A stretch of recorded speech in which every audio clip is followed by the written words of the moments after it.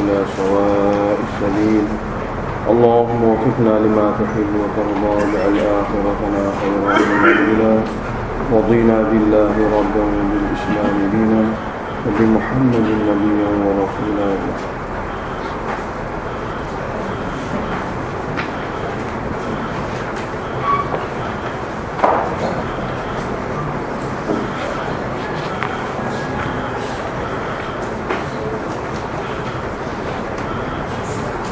أعوذ بالله من الشيطان الرجيم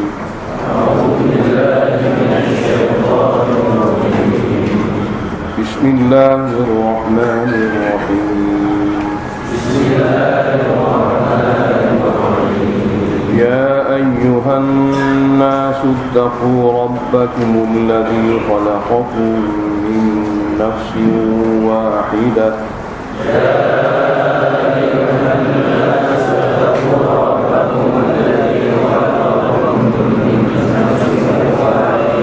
وخلق منها زوجها وبث منهما رجالا كثيرا ونساء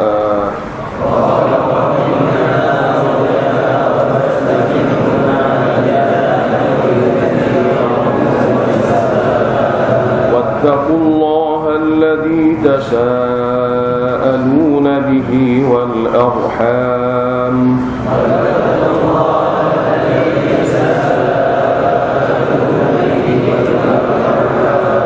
إن الله كان عليكم رقيبا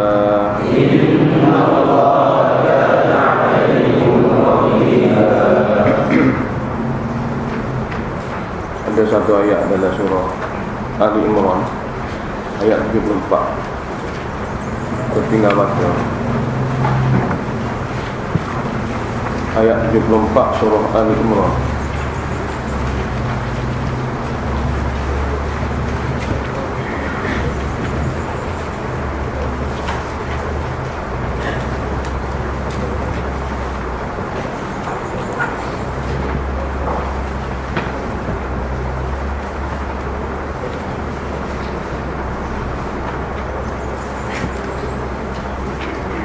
Ayat sebelum itu qul innal fadla biyadillah, itu menolak di atas kepahaman ahli kitab kerana mereka dengan sebab dengki mereka tidak bersedia, yakni ahli kitab tidak bersedia Nabi dipilih di kalangan orang Arab, sekalipun perkara itu sudah ada termaktub dalam Taurat dan Injil. Dia tidak boleh menerima syariat kerana dengki. Jadi Allah Ta'ala beritahu Nabi ini adalah pilihan Allah, dan nubuwah kenabian juga kurnia Allah. Jadi Allah Ta'ala bebas nak kurniakan kenabian ini kepada sesiapa. Jadi qul katalah kepada mereka innal fadla biyadillah, sesungguhnya kurnia yang besar itu dalam genggaman Allah. Yu'tihi man yasha, Allah lah yang boleh memberi kurnia itu kepada siapa yang dia kehendaki. Mana dulu daripada kalangan kamu Yahudi, akhir zaman dari kalangan orang Arab Mekah. Wallahu wasi'un alim, dan Allah Ta'ala maha luas, segala pemilikan adalah milik dia. Ali maha mengetahui siapa yang berhak, yang patut diberi kurnia. Oleh kerana Allah maha luas, pemilikan itu semua milik dia, maha mengetahui akan segala-gala hal keadaan hamba dia. Yakhtassu bi rahmatihi man yasha, Allah Ta'ala sajalah yang boleh mengkhususkan rahmatnya, lebih lagi rahmat kenabian. Dia saja berhak memberi rahmat kenabian khusus kepada sesiapa man yasha yang dia kenali. Jadi soal ini manusia tidak boleh pertikah. Wallahu dzul fadlil azim, dan Allah Ta'ala lah mempunyai kurnia yang sangat besar. Surah An-Nisa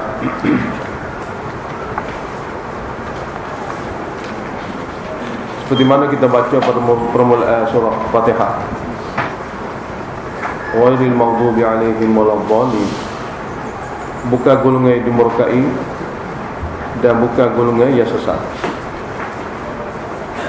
Di antara golongan yang sesat ialah golongan munafiki. Dia sama dengan golongan Nasara. Jadi Nasara dengan Yahudi ni ada sedikit banyak perbezaan. Nasara ni seolah-olah golongan yang mencari tapi cara jahil. Golongan Yahudi ni golongan yang sudah mengetahui tapi degil. Jadi sesatnya Nasara kerana jahil, sesat Yahudi kerana degil. Dan musyrikin termasuk golongan Yahudi, seperti mana Allah jelaskan dalam surah Maidah. Dan munafikin termasuk dalam golongan Nasara kerana mereka ini separuhnya sudah sedia duduk dengan orang Islam. Sebab munafikin ini tubuh badan dia bersama dengan orang Islam, tinggal lagi hati dia tidak sempurna. Jadi dalam surah Nisa inilah Allah Ta'ala banyak menceritakan tentang munafikin, perihal sifat-sifat yang dikira sifat munafik. Tujuannya supaya kita yang baca Al-Quran ini dapat menjauhi sifat-sifat itu. Takut-takut ada juga pada kita sifat munafikin. Tapi dalam surah ini juga, surah Nisa ini, mengenai Yahudi pun disebut sikit sebanyak, mengenai musyrikin pun juga disebut sikit sebanyak. Tapi banyak sekali tentang golongan munafikin.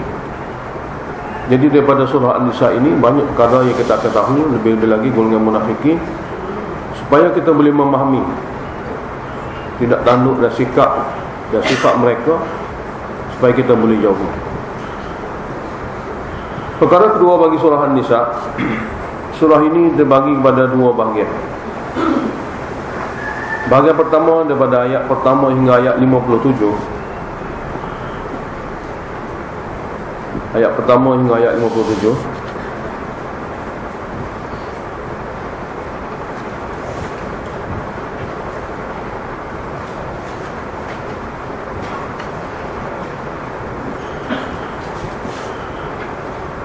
Bahagian kedua daripada ayat 58 hingga ayat 175.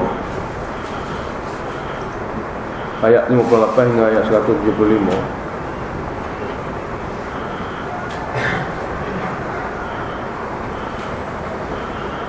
Dalam bahagian pertama, ayat pertama hingga 57 ini ada lebih kurang 14 umur munazimah. Umur munazimah, 14 perkara Allah Ta'ala ceritakan tentang umur munazimah. Cara hidup umat Islam bersama mereka. Umur munazimah ni pun sebahagian besarnya mengenai golongan wanita. Sebahagian besar mengenai golongan wanita.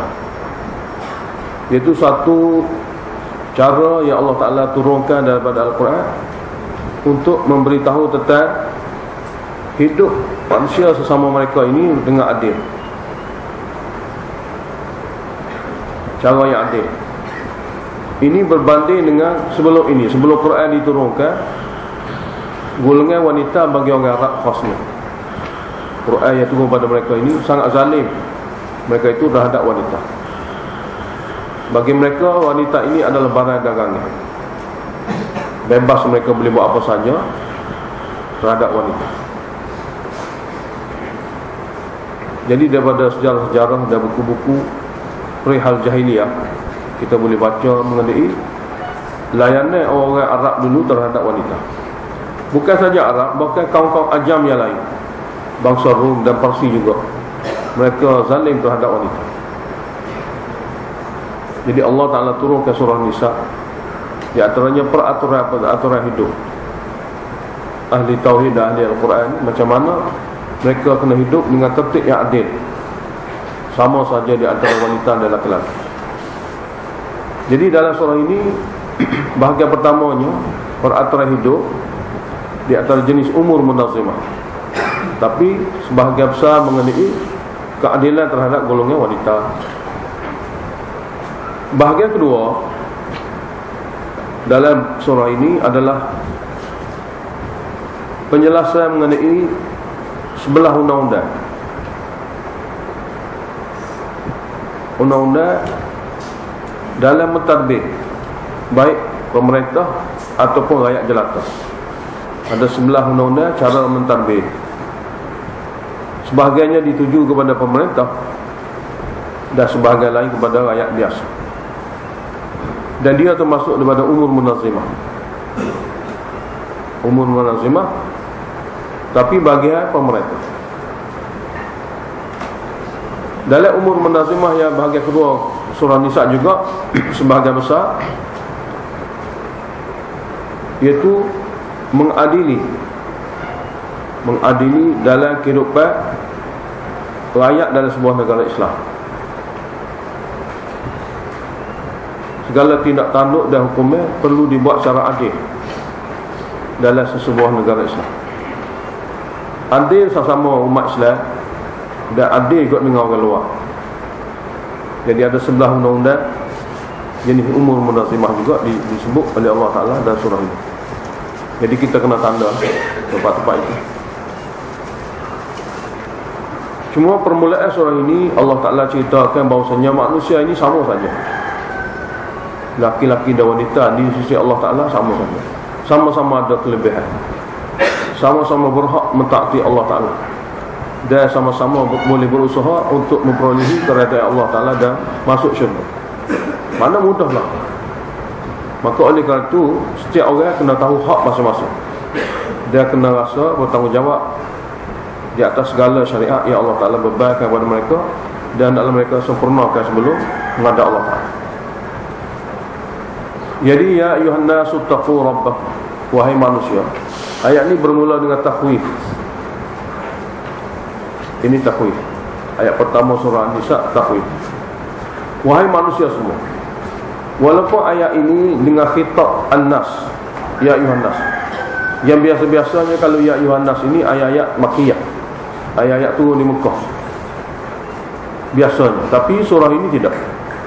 Surah Nisa ini turun di Madinah.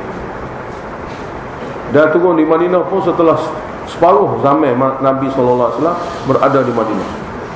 Dalam rentetan surah dia yang ke-6. Di antara surah yang turun di Madinah, surah yang ke-6. Surah Baqarah, surah Ali Imran, dan dia surah yang ke-6. Dan berlaku surah ini di antara tahun 6 Hijrah hingga 9 Hijrah. Pada masa akhir-akhir baginda sallallahu alaihi wasallam. Jadi khitab dengan ya ayyuhan nas ini bukan bermakna ia surah Makkiyah, tapi ia adalah surah Madaniyah. Cuma Allah Ta'ala sebut di sini atas dasar ya ayyuhan nas, atas kalimah ya ayyuhan nas, nak beritahu hak asasi. Hak asasi manusia diciptakan adalah sama rata. Berhak diadili, berhak dilayani dengan ikut peraturan yang betul. Mana wujudnya hak masing-masing. Ya masing-masing di antara mereka berdua, di antara laki-laki dan wanita ni kena sempurnakan. Jadi ya ayuhan nas, wahai manusia semua, tak kira laki-laki atau wanita, ittaqu rabbakum. Kamu semua hendaklah takut akan Tuhan kamu. Tuhan mana? Allazi khalaqakum min nafsin wahidah, yang telah menciptakan kamu asalnya daripada satu orang. Nafsin wahidah ni Nabi Adam.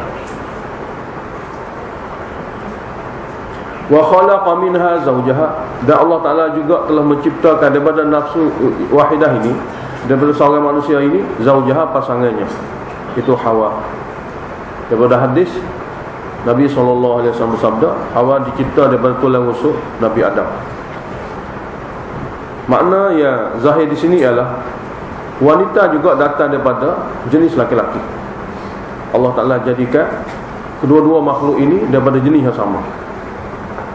Kemudian wabatha minhuma rijalan katsira, Allah Ta'ala biarkan daripada dua ini lelaki dan wanita begitu sekali ramai.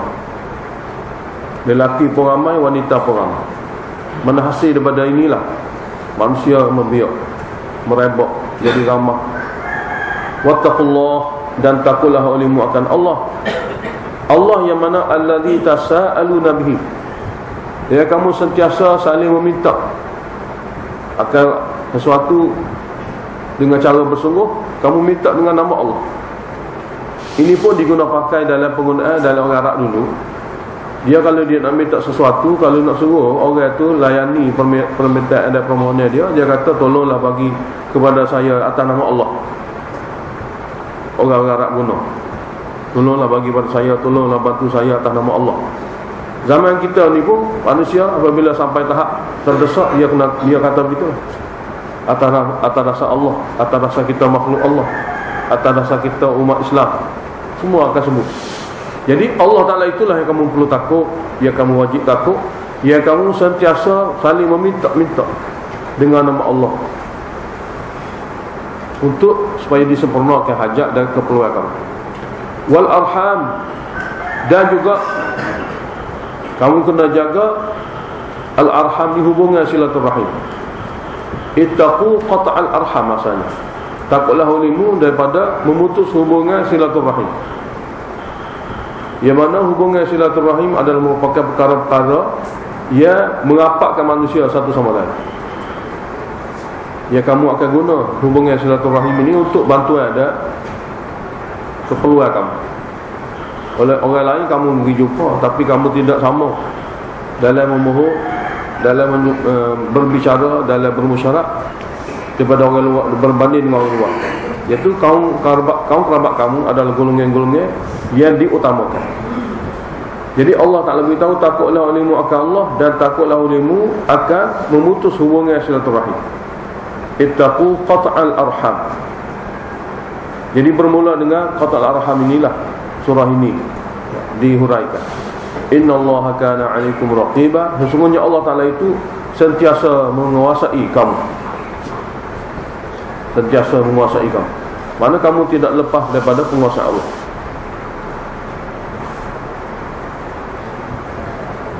Ayat kedua merupakan undang-undang pertama umur munazimah. Undang-undang pertama umur munazimah, iaitu jaga anak yatim, iaitu jaga harta mereka. Anak yatim diri kena jaga dan harta mereka kena jaga. Biasa kezaliman akan berlaku apabila satu orang tu kematian bapak dia dan dia masih kecil. Tak ada orang boleh jaga dia seperti mana bapak dia sendiri. Jadi biasa golongan miskin lagi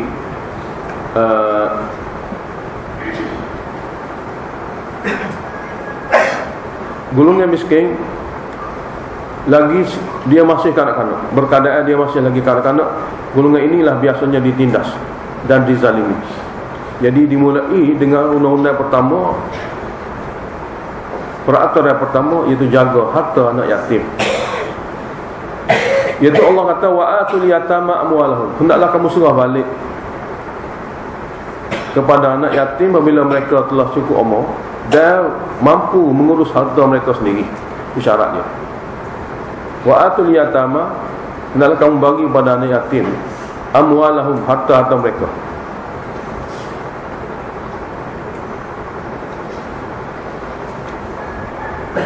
Jadi harta-harta mereka ni pertama kena guna harta mereka untuk memelihara mereka kalau mereka masih kecil lagi.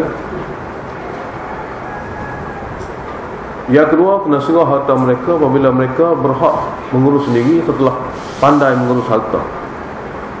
Wala tatabaddalul khabitha bit-tayyib, jangan kamu tukar yang buruk daripada harta mereka diberi, yang baik daripada harta mereka kamu ambil. Jangan tukar. Walaupun kamu diberi amanah untuk jaga harta, tapi kamu tidak dibenarkan tukar ganti. Yang kamu tukar, yang buruk kamu bagi kepada mereka, yang baik kamu ambil kepada kamu. Dan yang ketiga, wala ta'kulu amwalahum ila amwalikum, jangan makan harta mereka bersama dengan harta kamu. Harta kamu sikit-sikit yang bagi, banyak kamu makan harta mereka. Ini kezaliman, maknanya tak ingin diketahui oleh orang kita campur dengan harta kita, tapi yang banyak lah kita gambar harta dia. Kalau makan harta dia saja nampak sangat, orang akan tahu kita ni zalim. tapi dicampur aduk. Wala ta'kulu amwalahum ila dengan mana ma'asin. Jangan kamu makan harta mereka bersama dengan harta kamu. Yang ni banyak harta mereka, sedikit harta kamu. Harta kamu ni buat denuk sikit-sikit. Lepas tu harta mereka makan. Sesungguhnya makan harta mereka itu yang banyak, sedikit harta kamu, huban kabira, dosa sangat besar. Dosa besar dan juga bala besar dunia lagi. Dosa besar dia akan tanggung di akhirat. Di dunia juga akan dapat bala yang besar. Jadi Allah Ta'ala sebut sini, jangan makan harta mereka banyak bersama dengan harta kamu sedikit. Sebab campur aduk boleh. Campur aduk boleh. Nak asingkan dapur suku, tempat masuk suku, memang suka dan sulit lah. Oleh kerana tu, campur aduk dari segi harta dengan anak yatim ni boleh. Cuma jangan zalim. Tajuk zalim tu tidak boleh. Jadi apabila ambil harta dia, ganti balik. Dan harta dia takkanlah dia hari ni dia tak lalu makan, dia tinggal bazir. Kita boleh makan. Mana apa yang kita boleh campur aduk ni dengan syarat tidak zalim. Kadar mana kita guna harta dia sebagai dia ni anak yatim yang kita pelihara, seolah-olah dia ni anak kita. Banyak mana dia agak dia akan guna untuk makan dia, untuk minum dia. Kita semua tahu. Sebab kita buat anak juga. Jadi sekadar itulah kita ambil. Kalau kita orang sudah cukup kaya, tak guna pun tak apa. Kita pelihara dia kerana Allah Ta'ala. Dan harta dia kita suburkan. Apabila dia sudah besar, dia sudah berkemampuan untuk jaga sendiri, kita suruh balik amanah kepada mereka itu. Mudah-mudahan dengan cara kita jaga anak yatim, kita akan diberi ganjaran dan kelebihan yang besar di sisi Allah Ta'ala. Kerana Nabi SAW bersabda, aku dengan orang yang jaga anak yatim seperti dua jari ini berada dekat dalam syurga. Aku dengan orang yang jaga anak yatim seperti dua buta jari, iaitu dekat dalam syurga. Jadi atas kelebihan-kelebihan itulah kita jaga anak yatim. Jadi campur aduk harta ni boleh, zalim tidak boleh.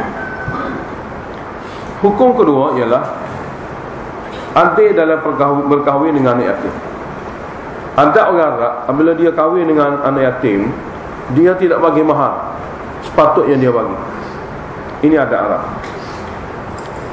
Kalau dia kahwin dengan orang lain, banyak dia bagi mahar.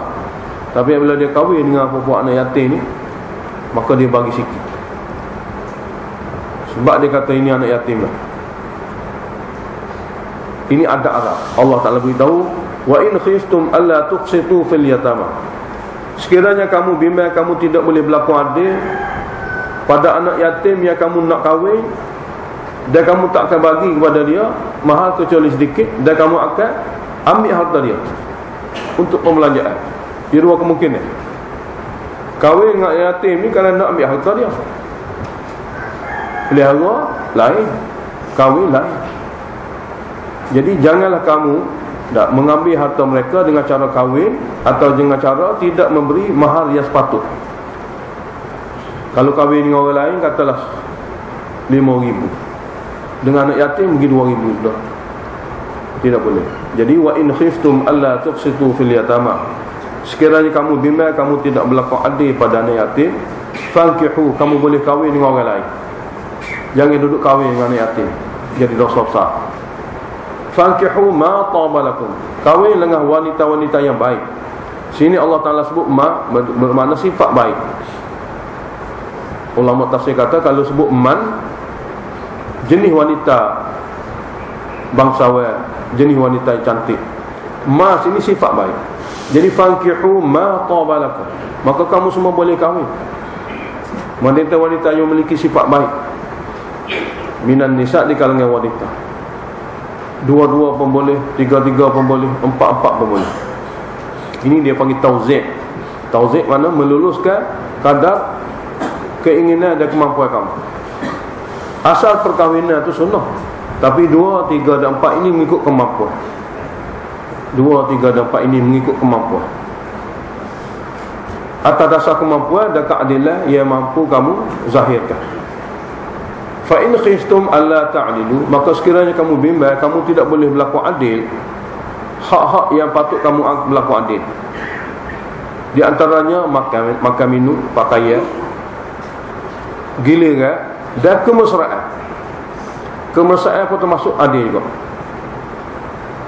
Basyashah, dalam bahasa Arab panggil basyashah, kemesraan. Ini pun dia kira adil juga, sebab boleh ikhtiar. Mana pada isteri ini dia zahirkan kemesraan, pada isteri satu lagi dia zahirkan kebencian. Ini tidak boleh. Sebab hak-hak yang wajib kita adili adalah hak yang boleh kita buat. Semua perkara yang boleh kita buat, maka wajib kita adili. Satu saja perkara yang tidak boleh kita buat, kalau tidak adil tidak apa, kasih dalam hati, satu saja dimaafkan. Mana kita kasih pada satu orang di antara isteri kita lebih pada yang lain, hak dalam hati ini Allah Ta'ala beritahu dalam Quran, hak ni maaf. Lain pada tu semua tu kena adil belakang. Lain pada tu hak boleh buat, kena adil belakang. Jadi oleh kerana tidak mampu adil, takut jadi dosa, maka fawahidah, kawinlah satu. Fakhtaru wahidatan, maka pilihlah satu. Sebenarnya 2, 3, 4 ni adalah had yang disyariatkan dalam Islam. Sebab syariat lain sebelum Quran ni tidak ada had. Dalam kitab Taurat, dalam kitab Injil, bagi orang Arab sendiri, dia boleh kahwin lebih dari 10. Dulu mereka ini mengawini wanita lebih pada 10, dan menjadi kebiasaan. Dalam kitab Injil dan Taurat pun tidak memberi tahu penjelasan dengan detail hak-hak selama mana nak boleh dikahwinkan. Dalam Quran Allah Ta'ala sebut, cuma tidak jelas juga di sini. Masna wa thulatha wa ruba', 2 pun boleh, 3 pun boleh, 4 pun boleh. Tapi dalam hadis sahih, Nabi SAW telah bersabda kepada satu orang yang telah kahwin sebelum ni dalam zaman jahiliah 10 isteri. Apabila dia masuk Islam, Nabi kata pilih 4, yang lain-lain kamu lepaskan. Pilih 4, yang lain-lain kamu lepaskan. Jadi daripada hadis itu sabitlah bahawasanya hak terakhir bagi lelaki boleh kahwin 4 orang. Dan ditengok kepada keadaan yang berlaku pada kehidupan manusia. Mana satu laki-laki lebih wanita dalam perkahwinan ini di sudut keadaan kehidupan manusia. Allah Ta'ala ciptakan wanita berbanding laki-laki lebih ramai wanita, memang cukup. Hingga apabila kiamat nanti, betul-betul dekat kiamat, satu laki-laki 50 wanita. Ini kiamat. Mana waktu tu waktu kiamat. Cuma hari ni, zaman ni, tengah-tengah tepat satu laki-laki 14 wanita, satu laki-laki 9 wanita, di tempat-tempat yang berbeza-beza. Jadi apa yang Allah Ta'ala telah sebutkan di sini memang bersesuaian dengan ciptaan dia. Dan biasa dalam kitab sebut, orang laki-laki ni apabila meninggal dunia, ramai laki-laki meninggal berbanding dengan wanita. Jadi apabila mereka sudah kehilangan suami, maka mereka berhak dapat layanan dan jagaan. Lalu Allah Ta'ala adakan syariat ini. Yang ketiga, mujahidin bila dia berjihad di jalan Allah Ta'ala, mereka mati syahid. Wanita-wanita biasanya duduk di rumah. Di zaman Nabi biasalah suami-suami akan mati syahid. Ramai akan mati syahid. Dia ramai wanita-wanita duduk di rumah tanpa suami. Jadi oleh kerana inilah syariat mengadakan undang-undang masna wa thulatha wa ruba'. Adalah dari segi keadaan hidup manusia begitu. Keadaan hidup manusia begitu. Cuma manusia itu sendiri, dia ada yang kaya, dia ada yang miskin, berkemampuan, tidak berkemampuan. Jadi apabila berkemampuan dibenarkan, berkemampuan dibenarkan.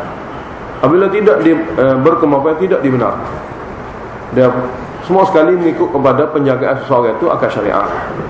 Jadi fa in khiftum alla ta'dilu fawahidah, maka sekiranya kamu wahai lelaki tak bimbang takut berlaku tidak adil, bukan tidak adil, bimbang.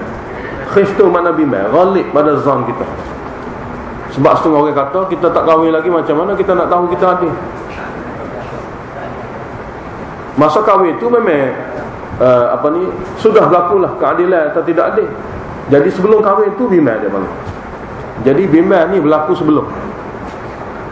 Fa in khiftum alla ta'dilu, maka sekiranya kamu bimbang apabila kamu kahwin lebih pada satu dengan sebab kemampuan tidak ada, maka fawahidah fakhtaru wahidatan, maka pilihlah satu.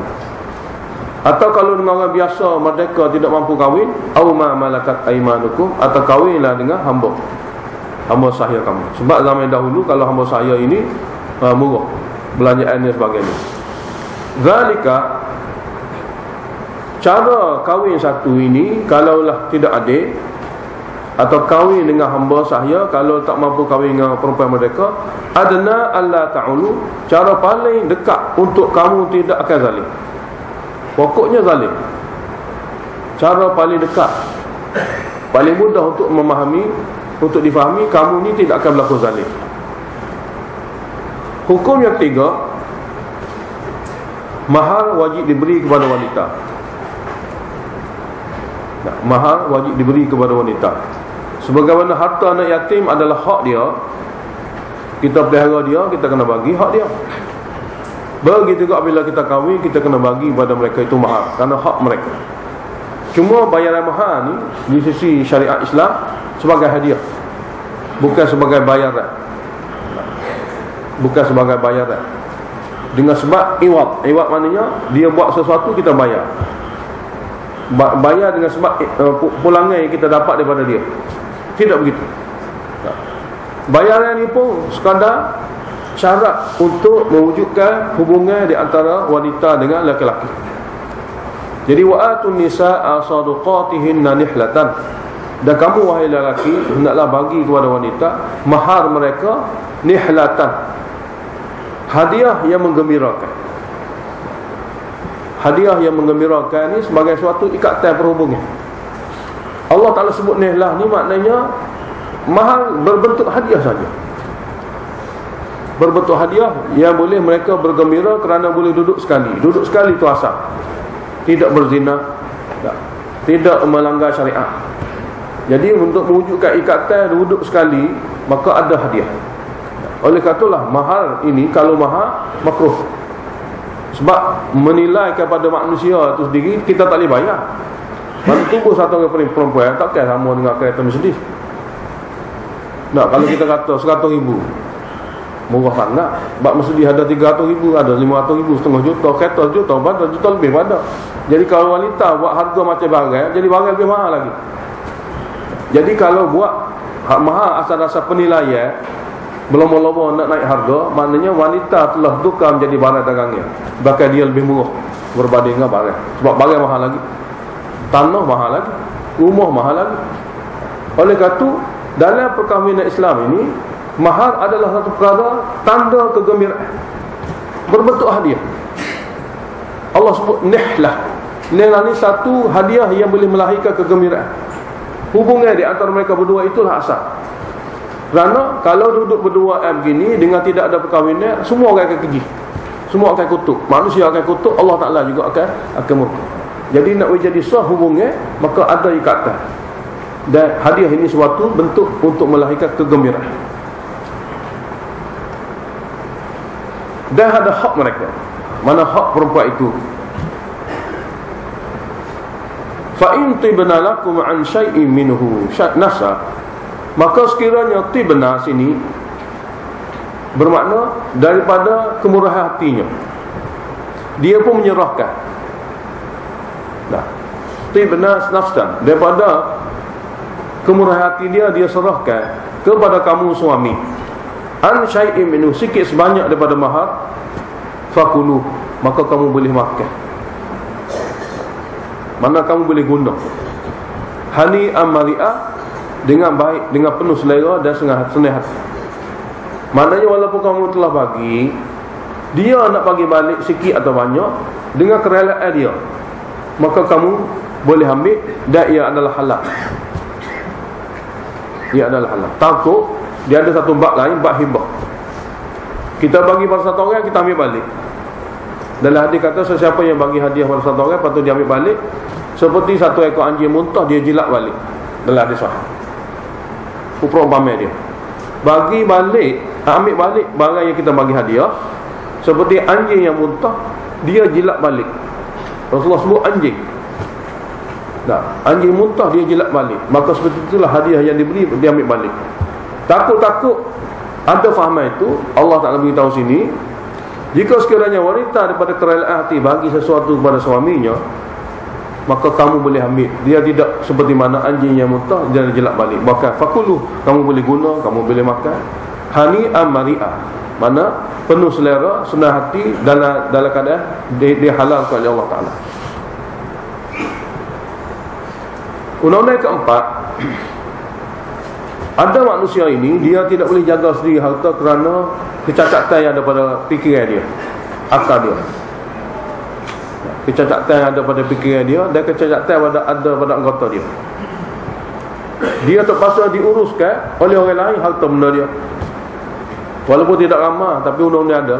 Sebab golongan-golongan ini biasa akan dizalimi. Otak tidak baca di mana dah. Harta bertimbul-timbul ditinggal oleh ibu bapa dia. Dia ni tak cerdik. Tak cerdik boleh jadi asli gitu dah, hari-hari gitu dah, ataupun berlaku aksiden ke, ataupun kemalangan biasa ke. Menyebabkan otak dia tidak cerdik mana. Jadi orang seperti ni biasa dizalimi. Sebab dia tidak suka orang ramah-ramah. Dia tidak pandai buat halah sendiri. Jadi Allah ada undang-undang keempat, wala tusufaha. Jangan pula kamu bagi kepada orang yang bodoh dalam menguruskan harta. Amwalakum, harta kamu jaga. Harta kamu jaga. Allati ja'alallahu lakum qiyama, harta yang kamu yang mana Allah telah jadikan kamu sebagai penjaga kiamat. Harta kamu yang kamu jaga, yang mana harta itu Allah Ta'ala jadikan untuk kamu semua kiamat sebagai asas kehidupan. Jangan duk gaduh bagi kepada orang bodoh ini. Harta-harta yang kamu jaga, harta yang Allah telah jadikan sebagai asas kehidupan kamu. Warzuquhum, bagilah rezeki kepada orang bodoh itu. Fiha, fi dengan mana min, daripada harta mereka sendiri. Warzuqu waksuhum, dan bagi pakaian pada mereka. Maknanya pelihara mereka ini dengan harta mereka. Layani mereka ini dengan harta mereka. Mana untuk makan minum, untuk pakai pakaian sebagainya, dengan harta mereka. Kalau mereka minta lebih, sedangkan mereka tidak mampu nak jaga, wa qulu lahum qawlan ma'rufah, ucaplah kepada mereka ucapan yang baik. Ucapan yang baik, supaya mereka tidak berasa hati. Yang ni kena kata pada mereka, di antara ucapan yang baik ialah, harta ni memang harta kamu, tidak diberi kepada kamu di waktu ini, itu adalah kebaikan kamu. Harta ni memang harta kamu, bukan harta saya, tapi tidak diberi kepada kamu semua atau banyak, adalah untuk kebaikan kamu. Itu jawapan yang panggil, di antara jawapan ma'ruf. Tidak ada daripada kita jawab pada mereka ni perkataan-perkataan yang boleh menyakiti mereka. Tidak boleh ada.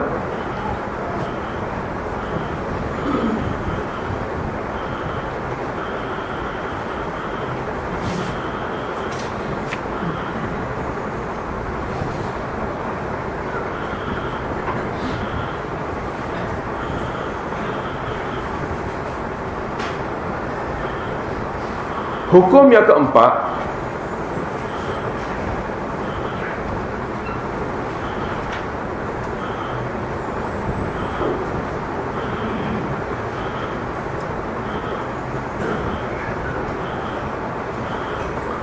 jangan kamu suruh harta anak yatim kepada anak yatim sehingga mereka matang, yang mampu mengurus sendiri harta itu, dengan diuji itu lebih dahulu. Bui sikit-sikit dulu, dia perhabis kata. Kalau panas sipar ke mana cerdik.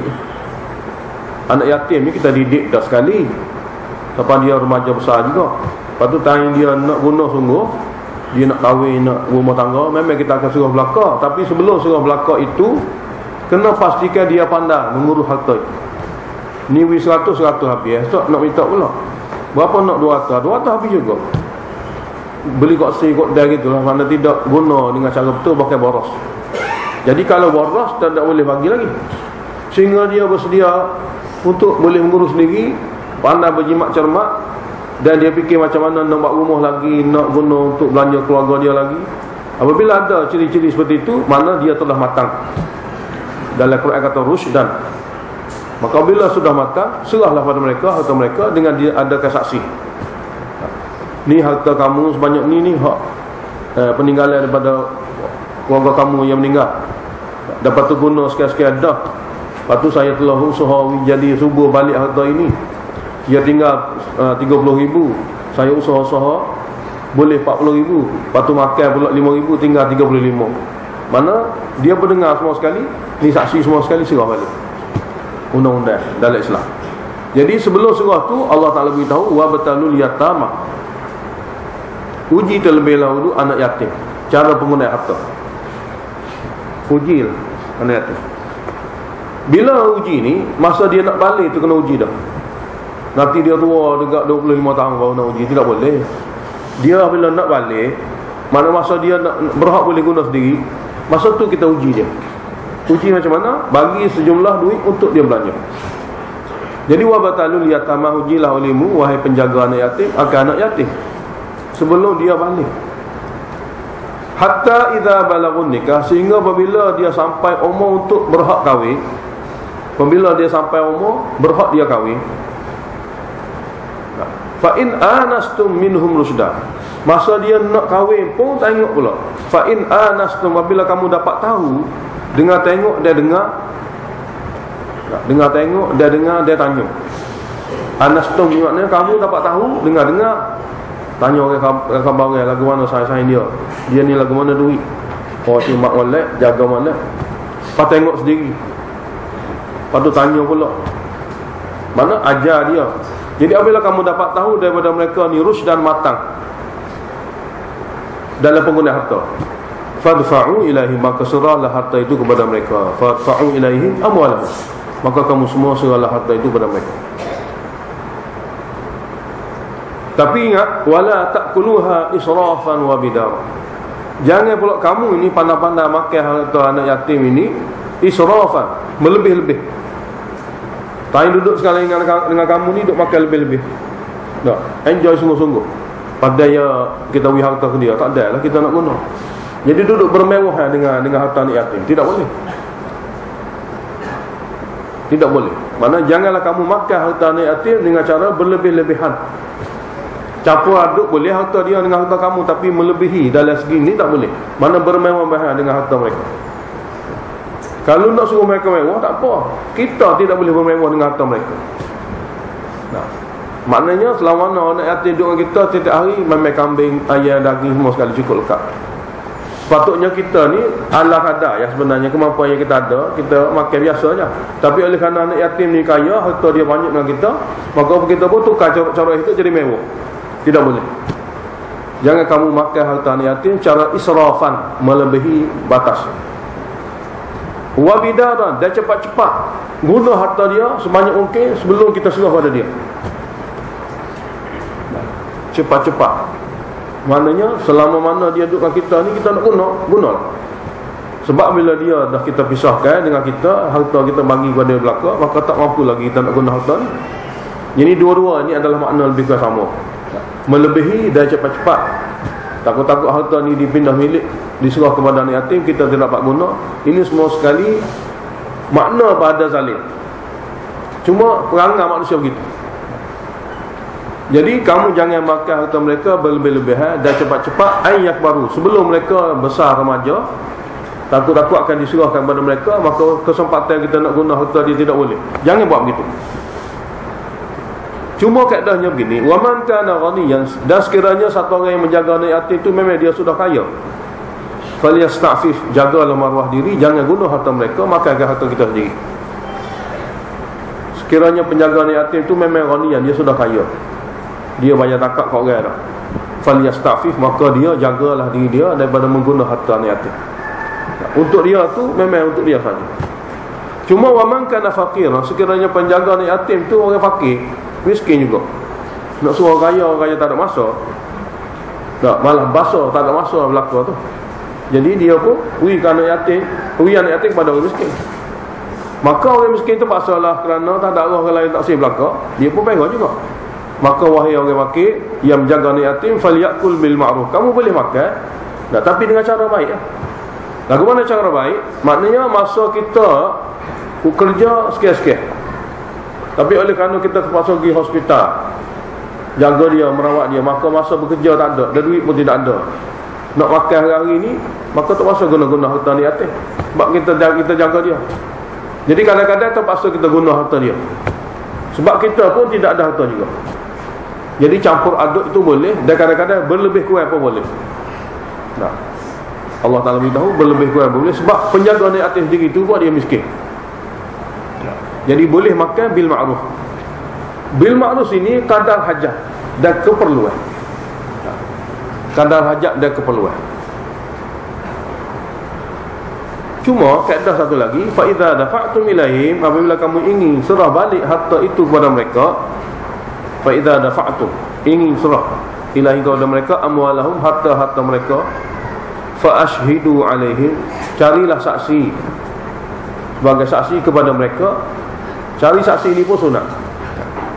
Carilah saksi untuk memuaskan hati mereka, bahawasanya harta ini kita serah dengan saksinya.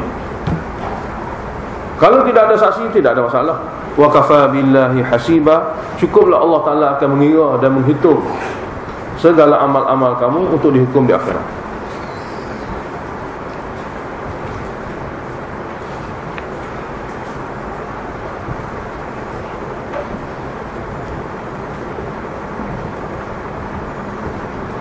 Hukum yang kelima, harta peninggalan orang yang meninggal dunia. Satu, harta kita cari sendiri. Ni harta kita tidak cari, orang lain cari. Kemudian sudah dia cari, dia pun dia mati. Banyak kau sikit tak kira. Allah Ta'ala sudah ada orang-orang yang dijadikan pewaris, dia akan mengambil harta itu. Tidak boleh zalim. Tak, tidak boleh zalim.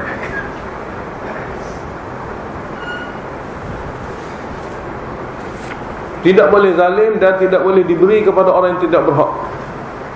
Sebab tu yang dia mati dah, harta saja ada tinggal, maka ada undang-undang. Orang-orang yang berhak, hanya orang itu saja ambil. Tidak boleh dibagi pada orang lain yang tidak berhak, dan tidak boleh bagi lebih pada yang berhak. Banyak mana laki-laki dapat, banyak mana wanita dapat, banyak tu saja. Tidak boleh kata ginilah, dia munggu kaya dah ni, hak laki-laki kaya belaka dah, hak miskin, hak tina ni miskin belaka. Kita bagi sama rata, tidak boleh. Bagi semua sama, kena bagi ke syariat. Banyak mana bahagian laki-laki, banyak mana bahagian perempuan, banyak mana bahagian mak dia, ayah dia, tak kira lah hak mana hidup ni. Mengitu seperti mana syariat telah bagikan itu, kena bagi gitu. Lepas tu dia yang kaya ni, dia nak bagi semua tak apa. Lepas tu dia ambil bahagian dia ni, saya ni bahagian saya ni, saya ambil dah ni berapa, 100,000 saya bagi belakang lah pada perempuan. Ambil dulu, lepas tu bagi belakang. Ni tanah-tanah ni 100 hektar ni, hak gaya saya dah ni, ambil kamu belakang. Mana sudah ambil, tukar nama balik pada dia. Itu pembahagian betul. Yang duduk bagi sama rata sebelum dibagi pesaka. Allah beritahu, lirijali nasibum mimma tarakal walidani wal aqrabun. Bagi golongan laki-laki ada bahagian dia yang ditinggalkan oleh ibu bapa dia kalau ibu bapa dia mati, wal aqrabun, dan kaum kerabat dia apabila mati. Walin nisa'i nasibun, bagi golongan wanita juga ada bahagian dia, mimma tarakal walidani wal aqrabun, daripada apa saja yang ditinggalkan oleh dua ibu bapa dan kaum kerabat dia. Mimma qalla minhu, ada di antaranya sedikit yang ditinggalkan, au kathura, atau banyak yang ditinggalkan. Mana sikit, jangan sikit, banyak, sangat banyak, mesti kena bagi betul. Nasibah mafruḍah, bahagian-bahagian yang telah ditetapkan wajib. Jangan kamu buat main sini. Maknanya nasibah mafruḍah, bahagian-bahagian yang ditetapkan wajib di sisi Allah, kena bagi gitu. Sebab kita kadang-kadang duduk jadi tak mengaji bab ni, duduk jadi pandai kita dengan Tuhan. Lama-lama kita nak buat syariat sendiri, jadi kafir sendiri gitu. Dekat nak mati dah dua-dua dia ni. Kita wayak kata ni Tuhan beritahu dari surah Nisa gini, tak pakar dah. Dia tolak tu kafir dulu. Ini bahaya yang berlaku dalam masyarakat Melayu, kufur sebelum mati. Dan memang Nabi SAW bersabda dalam hadis, manusia kadang-kadang dia jahil dalam perkara ni, dekat nak mati dia berdosa. Hak lain dia cara belakang semaya, dia cara semua sekali dia cara, tapi bahagian faraid tak ngaji. Sedangkan wajib ke dia ngaji? Bimbang apa? Bimbang masyarakat nak mati. Dia atas rasa jiwa perasaan dia macam-macam, syaitan pun masuk juga sekali campur tangan. Maka apabila kita ajar faraid ke dia pun, dia tidak tasih pakar. Tasih pakar tu kufur. Nah, tapi kalau tahu faraid molek belakang semua sekali saya tak boleh nak amal, dosa besar. Dekat nak mati lalu. Sebab dia akan zalim dalam pembahagian. Arahan-arahan dia bila menyalahi faraid, dia zalim dia bagi. Nabi SAW bersabda, kezaliman seseorang dalam bagi sakar masa nak mati, maka ibadat dia 60 tahun sebelum ini tak boleh nak maaf, tak boleh nak tutup kesalahan zalim masa nak mati itu, maka dia ahli nar. Nabi kata dia ahli neraka. Nak mati lala ni boleh jadi kafir, boleh jadi ahli neraka. Kesilapannya dia tidak ingin tahu faraid. Dia tidak ingin faraid. Ya sebenarnya kalau mengaji bagi faraid, dia akan dapat dalam hati dia ni keadilan yang Allah Ta'ala sediakan untuk manusia ni sudah cukup faham. Allah Maha Adil, kita zalim tak kerti apa. Masyarakat Melayu kita khasnya, masyarakat lain pun serupa juga. Kena belajarlah. Belajar nak jadi kita ni bersedia menerima segala apa yang ditakdirkan oleh Allah Ta'ala, supaya syariat Allah Ta'ala ni masa hidup senggang-bongkar pun kita boleh jalan, masa dekat nak mati pun kita boleh ikut. Jadi kita pesan sini kerana masyarakat Melayu kita ramah tolak faraid. Kita bimbang masa tu lah, masa syaitan ambil kesempatan kejahilan tentang faraid, dia nyar kita masuk neraka terus. Dia boleh kita malah ngaji ni, malah ngaji. Masa tu masa ambil, masa dia nak nyar kita ni, masa kita nak mati. Baru kat nak mati dia bertemu jet kita, nyar kita masuk dalam neraka tu. Sebab ini kesempatan syaitan. Kau mana-mana dia tak boleh ngaji, sebenarnya nak ngomong masa-masa masuk kat nak mati. Sebab hak maya ni kita memang jaga. Orang usul ni kadang-kadang dia jaga semaya lebih daripada orang yang sehat. Sebab dia tahu masalah tu. Masalah tayamum, masalah kabel, dia tahu belaka. Dia jaga sungguh sebab dia tahu. Tapi faraid dia tak tahu. Apabila dia tidak tahu, syaitan ambil kesempatan jahil ini untuk hancurkan dia. Ini kelebihan bagi orang jahil. Ya, bila-bila masa syaitan akan guna kesempatan kejahilan ini untuk menjahannamkan seseorang. Oleh kerana kita kena tahu. Jadi kita mengaji di antara perkara penting bab faraid ni adalah supaya masuk dalam hati kita berkat wahyu Allah ini, sesuatu kita faham Allah Maha Adil. Segala syariat dia ni memang keadilan. Manusia tidak boleh guna akal dia nak melawan dengan keadilan Allah. Kau kena ada hak tu. Nak dekat nak mati lagu mana ni? Ikut faraid. Allah Ta'ala ada undang-undang kita, kita ikut dia. Lagu tu cara. Itu adalah satu perkara yang baik.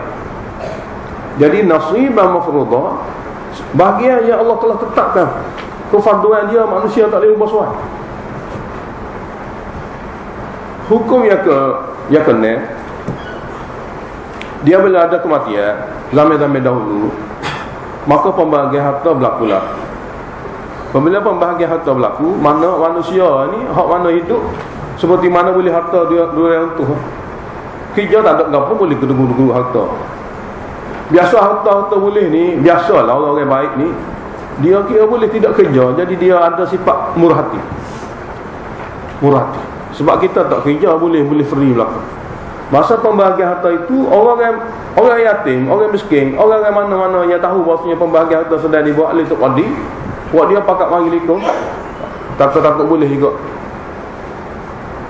Boleh atas dasar kemurahan. Kerana orang yang dibahagikan pesaka kepada dia ni boleh free.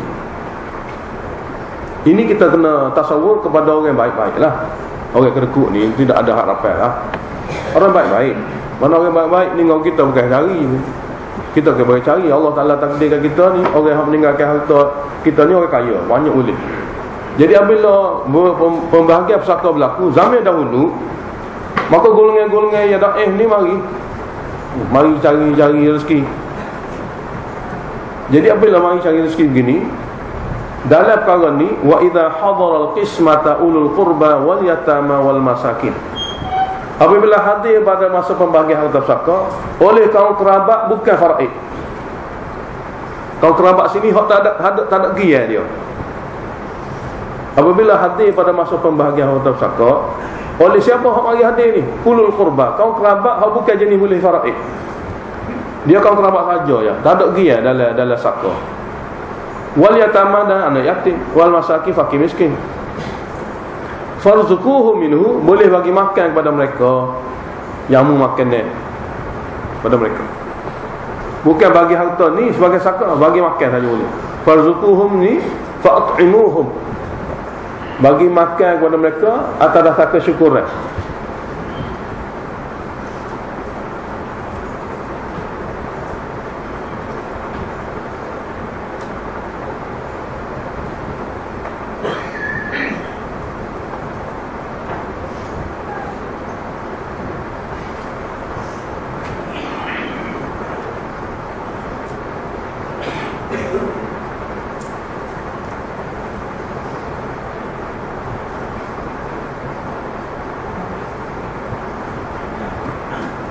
Dan waqulu lahum qawlan ma'rufa, dan beritahu kepada mereka qawlan ma'rufa, beritahu kepada mereka dengan ucapan yang baik, yang mereka nak mari ni boleh dengar jawapan daripada kita senang hati. Nah, sebab adab ni adab jahiliah lagi, bertali arus mari. Jadi beritahu kepada mereka, mudah mari dah, kita jangan makan lah, jangan makan banyak mana sangat. Beritahu kepada mereka harta-harta ini akan dibagikan kepada hak-hak masing-masing. Apabila gia-gia masing-masing dapat, maka orang hak mana hak dapat gia tu dia akan bagi. Sebab bahagian kamu tak ada sini. Kena beritahu gitu. Bahagian tuan-tuan hang bagi likung ramai-ramai ni tak ada sini ni. Jadi apabila tuan kau dibagi belakang sihat kan, apabila masing-masing memiliki bahagian masing-masing, maka orang hak boleh tu akan bagi. Jadi dia mau mari sini, kita jangan makan boleh lah, makna gitu, supaya hati mereka tenang. Ini adab zaman dahulu, ya zaman kita tak ada. Zaman kita ni tak ada. Tapi adab zaman dahulu gitulah. Apabila ada waktu pembahagian harta pusaka, biasa-biasa kematian berlaku, esok kan bagi saka lalu. Puak kita ni zalim. Saka mati tu yang lama dah. Tak bagi lagi saka. Memang zalim. Mana-mana pembahagian yang tidak dibuat, hak orang yang patut dapat, dia tak dapat sehingga dia mati juga, maka orang yang menanggung ke pembahagian saka, dia kena tanggung dosa. Hak orang tu. Apa duk lambat? Apabila satu orang telah mati, maka harta tu hak masing-masing. Jadi siapa-siapa di antara keluarga yang melambat-lambatkan, dia kena tanggung dosa habis. Orang-orang yang tak terambil harta dia, sedangkan hak dia, tolong bagilah harta tamak dunia. Tamak dunia ni kalau hak orang, kalau hak dia memang kena bagi, kena mempercepatkan. Kalau boleh hari ni mati, esok bagi satu. Dia alhamdulillah kita tengok di negara-negara yang reti agama. Nah, sebelah kita tempat ngaji pondok ni, mati, bagilah lu zakat. Tunggu kita di antara orang yang bagi zakat. Okey majlis. Apabila kematian berlaku, okey, bagi zakat. Jadi mudah saja perkara ini. Yang bagi zakat comel sungguh. Susah masalah. Mana dia walaupun reti, walaupun kita tengok orang-orang yang panggil tu guru bagi zakat, dia bukan orang biasa, tu guru juga. Tapi nak ajar pada masyarakat pembahagian pusaka biar orang yang arif dan dihormati mari bagi, supaya semua perasaan masing-masing tidaklah kata menyakitilah.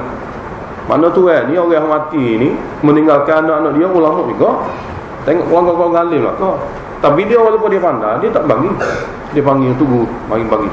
Supaya semua kita akan dapat pembahagian daripada pembahagian betul. Jadi masing-masing dapat belajar. Ini alamat bahasanya mereka ni mengaji kawasan mereka ni, kawasan-kawasan bukan semua. Jadi apa kita telah tengok ni cukup baiklah, keadaan ini cukup baik. Dia bagi comel. Tempat kita jahil ni kan, Masya Allah, zalim lepas zalim, berpunca pada jahil juga. Alamat nak selamat akhirat terjaga ada. Jadi zalim sama-sama. Jadi orang yang susah ni tak tunggu nak bagi saka. Orang yang kaya kadang-kadang dia sengaja berlambat-lambatkan, biar tunggu mati ni dulu, kalau kita kira. Kadang-kadang dia nak bolok dia. Dia ingat saka ni boleh bebas nak buat apa saja. Tapi kita nak baru pandang anak dia tak boleh ke? Sebab pok dia gini aja anak dia. Ini ikuran daripada dia membiarkan anak dia jahil agama, sehingga berlaku begini atas dasar kecuaian dia. Jadi pakat tanggung sikit seorang. Kita tengok kadang-kadang kenapa jadi gini? Sebab ayah kita tidak ajar kita agama. Dia ajar kita ke dunia ya. Jadi bahagia dunia ni memang kita pelahak lama bahagia dunia ni. Kalau boleh tak nak berlakon dia. Semua anak-anak tu macam ikan lapar berlakon, nak berlakon. Sedangkan dia tahu undang-undang syariat faraid. Suruh pergi ke majlis tak segi. Suruh untuk bagi tak segi, suruh tak bagi tak segi berlakon. Nak bagi sendiri berlakon. Sedangkan harta mak pok dia. Ini semua ukuran daripada kejahilan dan juga cinta dunia. Jadi nahas berlaku bahasa-bahasa tu.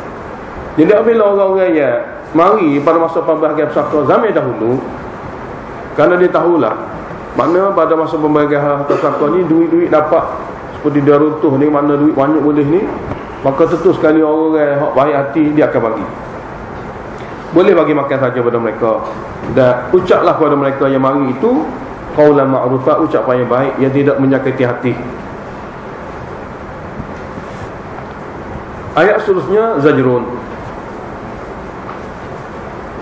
Zajrun ni ialah orang yang nak mati, dia ada harta dan dia ada tanggungan juga, ramah. Janganlah harta-harta dia yang boleh dia tinggal untuk anak-anak dia tu dia perhabis-habis. Nak jadi pahala akhirat ni, dia masih tangguh nafkah. Contohnya orang ada anak cikit, dia ada harta juga, tapi bila dia dekat nak mati, dia fikir dia seorang, dia perhabis harta dia, infak habis licin. Sehingga bila dia mati, anak-anak dia yang yatim ni tidak ada tempat nak bergantung untuk dapat makan minum. Tidak boleh begitu. Kecuali apabila dia nak mati, anak-anak dia ni sudah kaya-raya belakang, maka dia berhak buat apa saja dengan bebas. Jadi jika dia masih lagi ada anak yang dia perlu dinafkahkan, maka dia kena tinggal jumlah harta yang bersesuaian dengan penggunaan anak-anak dia itu untuk diguna setelah dia mati. Allah Ta'ala sebut sebagai teguran ayat ini. Dia ada macam-macam manusia ni. Dari kerana mati semua perhabis harta, bagi tu supaya dia boleh belakang harta dia. Sedangkan nafkah anak-anak dia ni kena lagi. Jadi wal yakhsha, hendaklah takut alladzina, wahai orang yang nak mati, lau taraku min khalfihim, kalau mereka meninggalkan di belakang mereka setelah mati, dzurriatan dhi'afan, anak-anak yang masih kecil, khafu alaihim, kamu kena takut dan bima ke atas kehidupan mereka kalau tidak meninggalkan sejumlah harta. Nah, bukan suruh cari mana hak ada dah, jangan duk habis mana gitu. Hak sudah ada dah, jangan duk habis bagi khairat. Kena fikir bahasanya anak-anak yang masih kecil lagi, yang berhajat pada tanggungan ni, kena tinggalkan sejumlah harta. Oleh kerana itu falyattaqullah, kamu semua yang nak mati kena takut pada Allah. Wal yaqulu qawlan sadida, dan adalah ucap-ucapan yang tidak menyakiti, ucapan yang baik.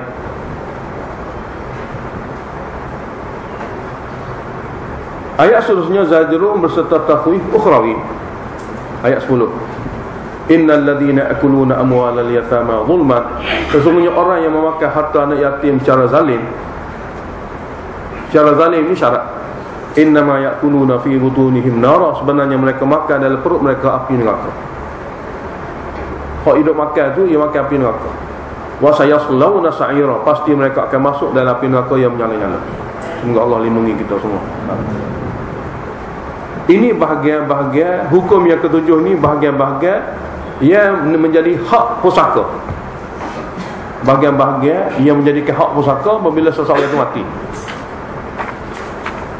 Yusikumullahu fi auladikum, Allah telah memerintahkan kepada kamu, kepada anak-anak kamu.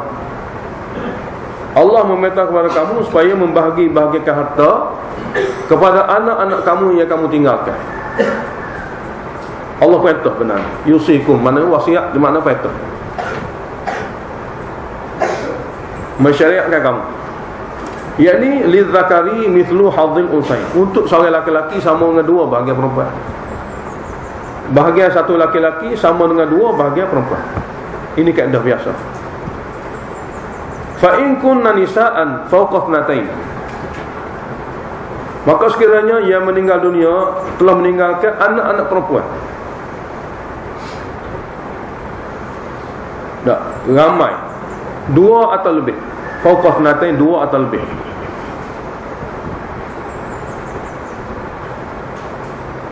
Falahunna thulutha ma tarak, anak perempuan dua atau lebih ni akan dapat 2/3 daripada harta yang telah ditinggal, sebab anak yatim tak ada. Wa in kanat wahidah, sekiranya dia tinggalkan anak itu hanya anak perempuan seorang, anak laki-laki tak ada, falahan nis, anak perempuan seorang itu akan dapat separuh, lain-lain orang lain pula ambil. Ini di antara anak ni. Kalau anak laki-laki dengan perempuan ada, bagi seperti itulah. Mana dua bahagian laki-laki, dua bahagian perempuan sama dengan satu bahagian laki-laki. Tapi kalau perempuan saja ada, tak ada anak laki-laki, kalau dua ke atas perempuan, maka mereka akan dapat 2/3. Kalau seorang-seorang saja ada anak perempuan, laki-laki tidak ada, maka anak perempuan akan dapat separuh. Itu bahagiannya. Mak pak pula, wali abawaihi, bagi ibu bapa, likulli wahidin, masing-masing ayah dan mak, minhuma daripadanya akan dapat sudus 1/6 mimma taraka, daripada harta yang ditinggalkan oleh anak. Akan dapat 1/6 daripada harta yang telah ditinggalkan oleh anaknya. Dapat 1/6 ini in kana lahu waladun, sekiranya anak dia itu yang mati itu ada anak. Ada anak. Tak kira anak laki-laki ke, tak kira anak perempuan.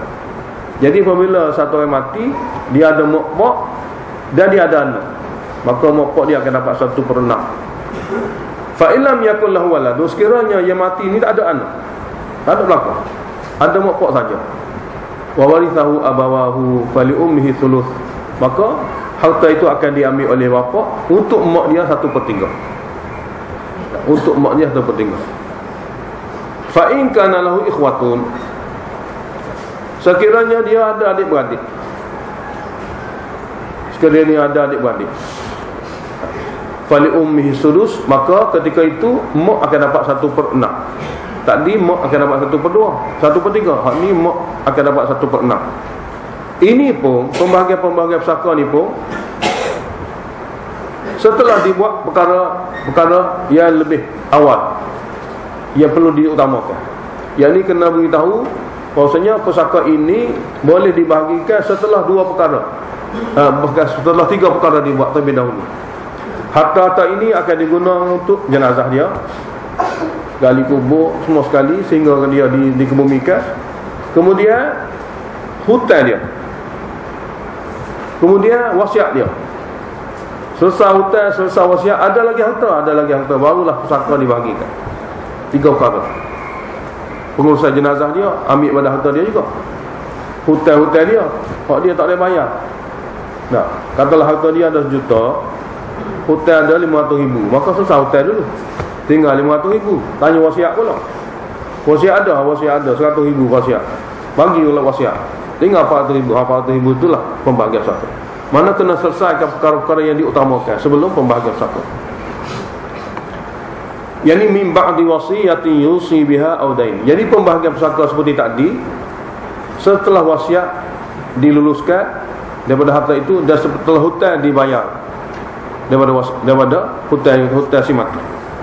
Cuma dalam perkara tersebut dalam Quran ni, wasiat duduk depan, hutang kemudian. Hak sebenarnya tidak, hak sebenarnya hutang dulu. Nah, hak sebenarnya hutang dulu. Sebab apa disebutkan wasiat? Sebab wasiat ini hanya berbekalkan apa yang ada pada si mayat tu ya. Mana berbekal pada surat wasiat? Orang yang dia diwasiatkan, dia tidak berhak menuntut. Contohnya kata dia nak mati ni, dia pun sebelum mati segawang lagi dia tulis wasiat, nak bagi saya tanah kepada satu orang tu. Jadi alik dia ni tulis wasiat. Jadi apabila dia mati, orang yang dia nak bagi tu tak boleh nak tutup. Dia bukan macam hutang. Sebab tergerak kepada dia orang nak bagi dia saja, bukan hak dia apa. Tapi hutang tidak. Hutang, nah, pokok mana pun orang hak dia yang memberi hutang kepada si mati ni akan tutup. Dia tak ada dia hutang dengan kita tak payah bayar lagi. Ada kat 100,000. Tak, pokok mana pun dia akan bagi tanya sebab dia hak dia, harta dia. Jadi orang yang hutang ni dia akan main cari wari-wari hak hidup ni. Tapi wasiat tidak. Orang hak akan diberi wasiat, nama sekian-sekian dia kata wasiat tanah saya nak bagi ke dia, seka. Orang hak diberi wasiat tadi, kepadanya akan diberi wasiat, akan diserahkan wasiat, dia tak boleh nak tutup sebab bukan hak dia. Sebab kataan hanya sekadar surat ni saja, kalau orang bagi kan tidak saja ya. Oleh kerana itu dalam Quran disebut awal, kena utamakan juga. Kena utamakan. Jadi min ba'di wasiyatin yusi biha. Setelah wasiat yang dia wasiatkan itu diluluskan, disempurnakan dan Au sini dengan mana dan juga setelah hutang tu dibayar. Habis wasiat, habis hutang bayar, ada lagi lebih duit, lebih hutang, baru bagi zakat. Abaukum wa abnaukum, ayah-ayah kamu yakni ke atas, bagi atas, keturunan atas. Wa abnaukum, anak-anak kamu bagi keturunan bawah. Cuma mana patut, cuma mana tak patut, Allah bagi sendiri. La tadrun, kamu sendiri kamu tidak tahu wahai manusia, ayyuhum aqrabu lakum naf'a, siapa di antara mereka ni yang lebih hampir kepada kamu tentang memberi faedah. Kamu tidak tahu. Oleh kerana itu aku bagi sendiri. Mana Allah Ta'ala bagi sendiri, mak akan dapat 1/4, lain-lain itu pok 1/3, 1/4, macam-macam. Jadi kamu manusia, kamu tidak tahu siapa di antara bahagian atas keturunan, bahagian bawah keturunan yang memberi faedah pada kamu yang nak mati. Oleh kerana kamu tidak tahu, maka segala pembahagian-pembahagian ini serahlah pada Allah Ta'ala yang maha tahu. Fariidatan minallah, satu ketetapan daripada Allah. Innallaha kana aliman hakima, sesungguhnya Allah maha tahu lagi maha bijaksana. Dia tahu apa yang perlu dan dia bijaksana, dia atur segala-gala ini mengikut kebijaksanaan dia. Kalau bagi anak tahu dah, bagi bapak tahu dah, tinggal suami isteri. Ashabul faraid suami isteri. Walakum, bagi kamu suami apabila isteri mati, nisfu, separuh ma taraka azwajukum, harta yang ditinggalkan oleh isteri. Ini pun illam yakul lahunna waladun, jika isteri tak ada anak langsung, anak lelaki tak ada, anak perempuan tak ada, maka suami akan dapat separuh. Lain-lain tu dia orang lain lah.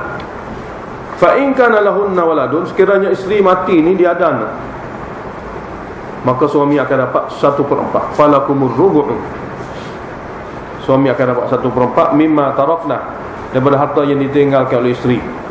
Ini pun juga min ba'di wasiyatin yusina biha aw dain, selepas hutang-hutang isteri dibayar, selepas wasiat-wasiat isteri diluluskan. Mana hal lebih tu baru jadi zakah. Zakah bagi isteri pula, walahun, bagi isteri akan dapat ar-rubu' 1/4 mimma taraktum, daripada harta yang ditinggalkan oleh kamu wahai suami. Isteri akan dapat 1/4 daripada harta yang ditinggalkan oleh kamu wahai suami. Illam yakul lakum waladun, sekiranya kamu tak ada anak langsung, ia akan dapat 1/4. Fa in kana lakum waladun, sekiranya kamu ada anak laki-laki ke anak perempuan ke tak kira, falahunna thumunu, maka isteri akan dapat 1/8 mimma taraktum, daripada harta yang kamu tinggalkan. Min ba'di wasiyatin tusuna biha aw dain, ini pun selepas pada hutang-hutang kamu dijelaskan dan wasiat-wasiat kamu diluruskan. Baki itu akan dibagi sebagai zakah. Wa in kana rajulun yurathu kalalah, sekiranya satu orang mati itu tidak meninggalkan orang yang menerima zakah. Ashabul furud tak ada, mak ayah tak ada, anak tak ada, isteri pun tak ada, adaklah, dipanggil kalalah. Ataupun imra'atun, satu orang isteri mati, tak ada orang yang boleh terima zakah, anak-anak bagi zakah tak ada. Tapi hak adanya bukan ashabul furud, hak lain. Walau akhun, dia ada adik-beradik laki-laki, atau tu ada adik-beradik perempuan. Hak bagi terima zakah bagi ashabul furud ada, hak adanya adik-beradik laki-laki atau perempuan. Jika ada kedua-dua, falikulli wahidin minhum as-sudusu, maka masing-masing akan dapat 1/6. Tak, masing-masing akan dapat 1/6.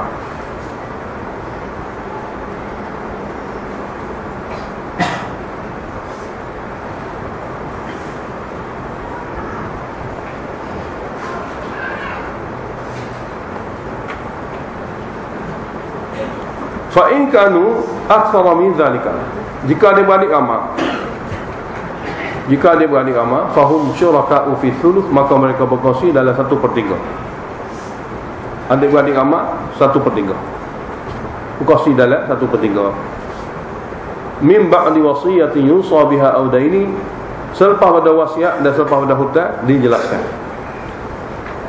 Jadi keadaan pembahagian zakah ini adalah ghairu mudharrin. Jangan mana-mana ahli penerima zakah dibahayakan. Hal keadaan mana-mana orang akan terima zakah dibahayakan. Mana wi separuh, hak ni tak wi, saya dah boleh. ghairu mudhar. Ini yang berlaku dalam masyarakat kita. Jangan membahayakan mana-mana penerima. Hak dia banyak mana kena wi banyak tu. Kalau tidak wi banyak tu, kita telah membahayakan hak dia. Ini semua sekali wasiatan min Allah, hukum ya Allah Ta'ala arahkan daripada Allah Ta'ala ni, ya Allah arahkan. Wallahu alimun halim, dan Allah Ta'ala maha mengetahui lagi maha tabah. Tilka hududullah, ini semua sekali undang-undang Allah dalam pembahagian pesaka. Hudud sini mana undang-undang Allah. Wa may yuti'illah wa rasulahu, siapa-siapa yang boleh mentaati Allah dan Rasulnya, yudkhiluhu jannat, Allah akan memasukkannya ke dalam kebun-kebun syurga, tajri min tahtil anharu, mengalir di bawah pokok dan istananya anak sungai, khalidina fiha, akan berkekalan dalamnya apabila dia masuk. Wa dzalikal fawzul azim, itulah dia kejayaan yang maha besar. Tapi ingat tahwif ukhrawi, wa may ya'sillah, sini wa may ya'sillah sini adalah orang yang derhaka pada Allah dengan tidak percaya hukum faraid ini adil. Itu makna gitu. Walam ya'si ini, walam ya'taqi, siapa-siapa yang menderhakai Allah dan Rasulnya, yakni tidak percaya syariat Allah Ta'ala ni adil, dia kata dia adil lagi, wa yata'adda hududahu, lalu dia melanggari undang-undang faraid, yudkhiluhu nar, Allah akan memasukkan dia dalam neraka, khalidan, kekal fiha dalamnya. Dekat-dekat dengan ayat faraid ini, kekal dalam neraka. Walahu azabun muhin, maka baginya azab yang menghinakan, azab yang menghinakan. Semoga Allah lindungi kita semua. Jadi kita kena sebarkanlah ilmu ini, wahyu ini kepada hamba-hamba Allah yang lain. Dia sebenarnya orang-orang ni dia tahu ya, kalau nak masuk neraka gini, tapi dia tak belajar, dia buat tidak tahu. Syaitan pun dolok oleh kalau dia tak belajar, mudah nak berubah masa kat mati. Jadi itulah kerugian-kerugian apabila manusia tidak mendekati kita Allah. Nahah besar berlaku dia pada akhir-akhir. Hukum yang ke-8, wallati ya'tinal fahishata min nisaikum, perempuan-perempuan yang sudah berkahwin tapi berzina. Mana gitu? Wallati, perempuan-perempuan yang melakukan perzinaan, min nisaikum, daripada kalangan wanita-wanita kamu yang sudah berkahwin. Fatashidu alaihinna arba'atan minkum, maka caranya ialah kena adakan saksi ke atas mereka yang berzina ini, 4 orang saksi. Fa in syahidu, maka sekiranya ada 4 orang saksi bersaksi perempuan ini berzina sungguh, hukum pada masa ini, hukum pada masa inilah, masa ni, fa amsikuhunna fil buyut, tahan dalam rumah. Fa amsikuhunna fil buyut, tahanlah mereka ini dalam rumah, tidak boleh bagi keluar, hatta yatawaffahunna al-mauta, sehingga mati. Mana tidak bagi dia keluar lagi rumah. Au yaj'alallahu lahunna sabila, ataupun Allah akan adakan undang-undang lain. Tak, atau Allah Ta'ala akan adakan undang-undang lain. Jadi ulama tafsir kata memang ada pun undang-undang lain, rejam. Memang ada pun undang-undang lain, rejam. Mana tidak kurang sehingga mati dalam rumah, bahkan kena hukum rejam. Walladzani ya'tiyaniha minkum, laki-laki sama laki-laki yang melakukan fahisyah, amalan kaum Nabi Lut. Walladzani ya'tiyaniha minkum, 2 laki-laki yang melakukan fahisyah, melepaskan hawa nafsu dengan tidak betul, minkum, di kalangan kamu, fa'aduhuma, hendaklah hukum mereka berdua, sakiti mereka berdua. Hukum mereka berdua ini, ulama ada sedikit sebanyak perselisihan, tapi kebanyakannya hukumnya tak. Untuk mereka yang berzina ini,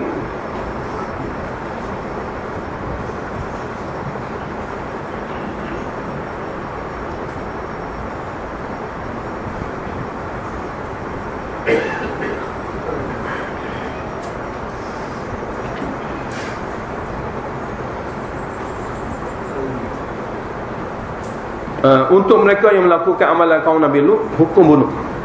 Fa'aduhuma, dengan mana seksakan mereka berdua dengan hukum bunuh.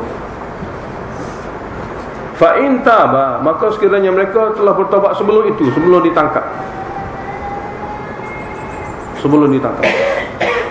wa aslaha, dan dia telah ubah kehidupan dia, fa'aridu anhuma, maka tidak boleh lagi mencela mereka berdua. Tidak boleh lagi mencela mereka berdua, mana sebelum ditangkap. Innallaha kana tawwabar rahima, sesungguhnya Allah Maha menerima taubat lagi Maha mengasihani.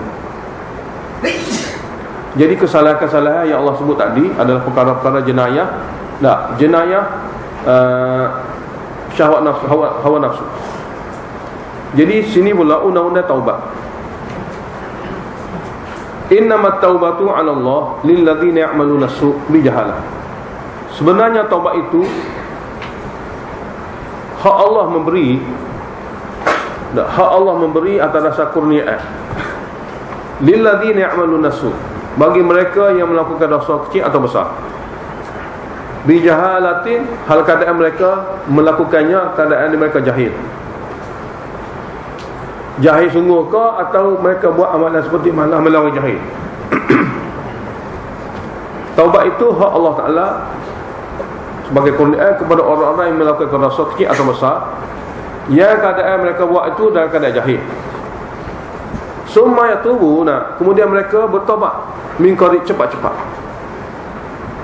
Taubat cepat-cepat ni iaitu taubat sebelum mati. Min qarib dengan mana? Taubat sebelum mati. Fa ulaika yatubullahu alaihim, maka itu Allah Ta'ala akan terima taubat. Mana segala dosa-dosa yang dibuat tadi, apabila tidak sampai ke tangan hakim, maka mereka boleh bertaubat sampai bila-bila masa sebelum mati. Wa kana Allahu aliman hakima, Allah Ta'ala Maha mengetahui lagi Maha bijaksana. Ayat seterusnya, zajrun beserta tahwi ukhrawi, jenis taubat yang tidak akan berlaku. Walaisatit taubatu lil ladzina ya'maluna sayyi'at, taubat itu biasanya tidak akan berlaku kepada orang yang melakukan banyak sangat dosa dan dia tangguh-tangguhkan taubat. Allah Ta'ala kata taubat itu biasanya tidak akan berlaku kepada orang yang melakukan banyak sangat dosa. Sayyi'at ni bukan su, banyak sangat dosa, dan dia tangguh-tangguhkan taubat, tidak bersegera. Alamat tangguh taubatnya, hatta idza hadara ahadahumul maut, sehingga apabila hadir saat nak mati. Hadar ini setelah hadir alamat-alamat kematian.